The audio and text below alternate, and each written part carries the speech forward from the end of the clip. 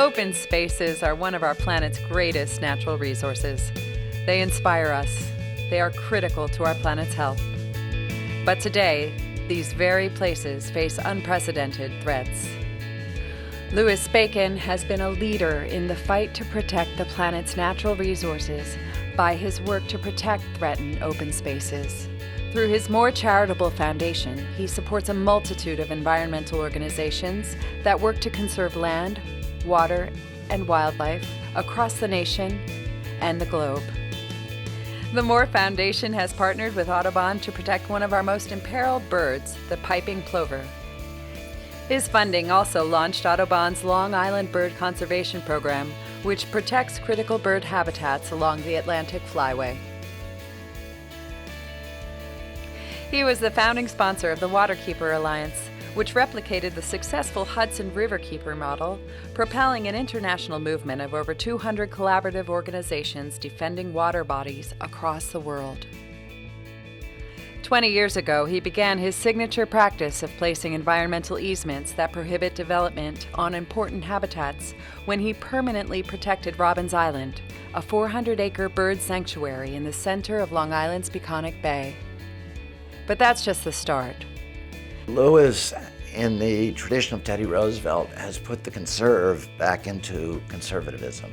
He considers it conservation of the environment, of nature, as the centerpiece of conservative ideology. One of the big battles that Louis funded was right in the middle of that wheelhouse, which is the battle to save Clifton Key in the Bahamas.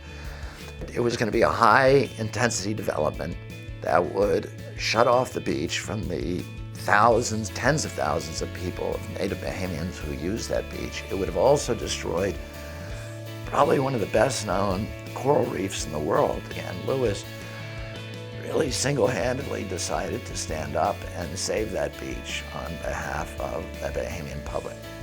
And today, as a result of his work, Clifton Key is a national park, and it's protected forever on behalf of the people of the Bahamas, but also the birds and the wildlife. He's been, one of the most effective supporters and influential supporters that we have in the Waterkeeper movement. Louis grew up hunting and fishing, and he grew up with the idea, with this notion that nature belongs to all the people, that it's not something that it's part of our democracy. Louis has protected critical expanses of some of our planet's most important natural habitats. In Colorado, he led a coalition determined to stop an energy company from constructing unnecessary industrial transmission lines across the immense San Luis Valley's viewscapes. Winning the 4-year battle gave Louis the opportunity to partner with Interior Secretary Ken Salazar to create the longest protected wildlife corridor in the lower 48 states by donating the 167,000-acre easement that launched Salazar's Sangre de Cristo Conservation Area. His 260 square miles of Colorado landscape, an area 8 times larger than the island of Manhattan, is the largest conservation easement ever donated to the U.S. Fish and Wildlife Service. This keystone property, the Trinchera Blanca Ranch, showcases every one of Colorado's ecological tiers, from wet grassy valleys to high plains desert, from subalpine forests to alpine tundra and its weather-ravaged peaks.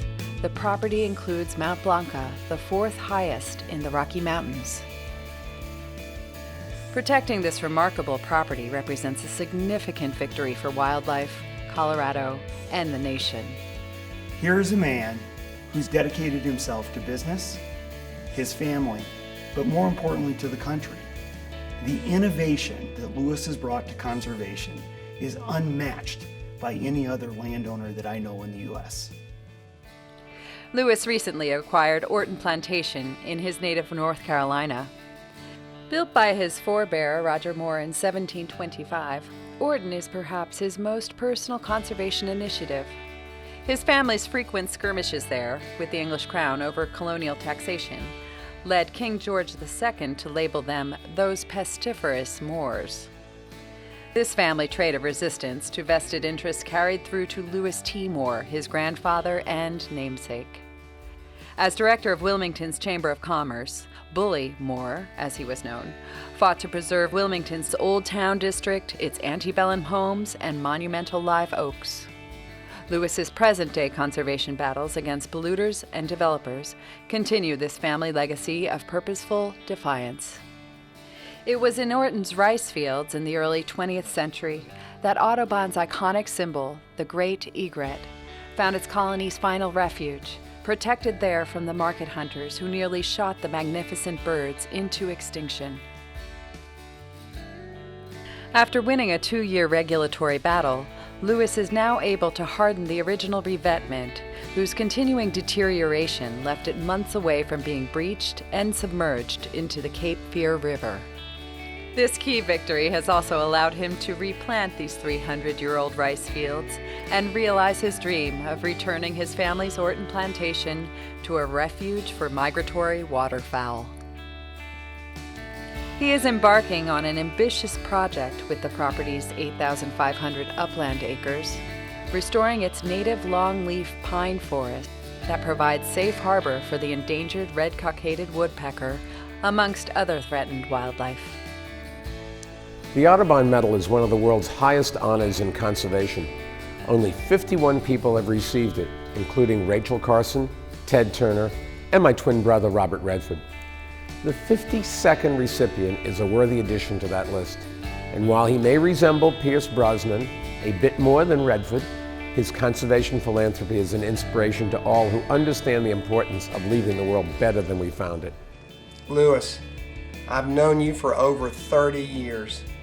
And through that time, I don't have a single friend who's been as steadfast as you in loving the outdoors, loving nature, and trying to preserve our natural heritage for future generations. You're the one that told me that the most precious resource that the world will come to realize, if they haven't already, is going to be bare, virgin earth that we can hold unspoiled for future generations. That will be our heritage to our kids. You've been the best steward I know. God bless you for being the brilliant leader and pioneer that you've been.